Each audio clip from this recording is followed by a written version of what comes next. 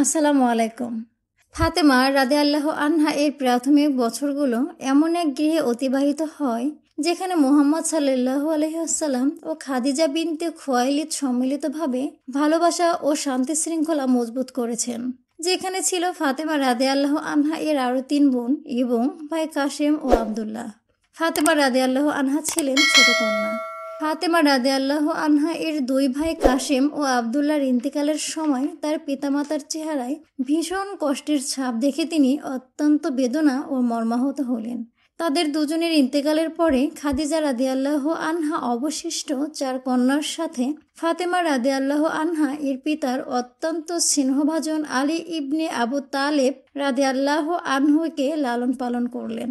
আর রাসূল সাল্লাল্লাহু আলাইহি ওয়াসাল্লাম তাকে তার চাচা আবু তালেবের কাছ থেকে এজন্য নিয়েছিলেন যে তার চাচার পরিবারের সদস্যর সংখ্যা ছিল বেশি এবং সে তুলনায় সম্পদ ছিল নিতান্তই কম।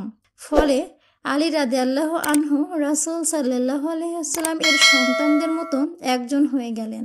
ফাতেমা রাদিয়াল্লাহু আনহা যখন তার চারিদিকের সবকিছু সম্পর্কে বুঝতে ও জানতে শুরু করলেন, তখন তিনি তার পিতার অনুপস্থিতির ব্যাপারে জিজ্ঞাসা করলেন। অতঃপর রাসূল সাল্লাল্লাহু আলাইহি ওয়াসাল্লাম যখন কিছুদিন পরে ফিরে আসেন, তখন তার মাতা খাদিজা তাকে অত্যন্ত আনন্দের সাথে স্বাগত জানাতেন। আবার মাঝে মাঝে খাদিজা রাদিয়াল্লাহু আনহা রাসূল সাল্লাল্লাহু আলাইহি ওয়াসাল্লামের প্রয়োজনীয় খাদ্য সামগ্রী পৌঁছে দিতেন।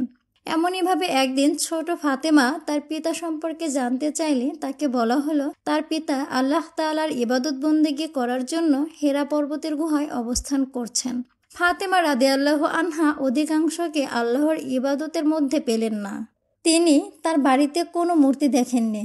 তার সম্প্রদায়ের লোকেরা যেসব মূর্তির পূজা অর্চনা করত, তিনি তার পিতামাতাকে তা কখনো করতে দেখেননি। তার পিতামাতা কখনো মূর্তির সামনে সিজদা করেননি। তার পিতামাতা ওইসব পাথরের নিকটবর্তী হননি যার পূজা অর্চনা তার সম্প্রদায়ের লোকেরা করত। তার পিতা মুহাম্মদ ইবনে আবদুল্লাহ দ্বীনে হানিফকে গ্রহণ করে নিলেন।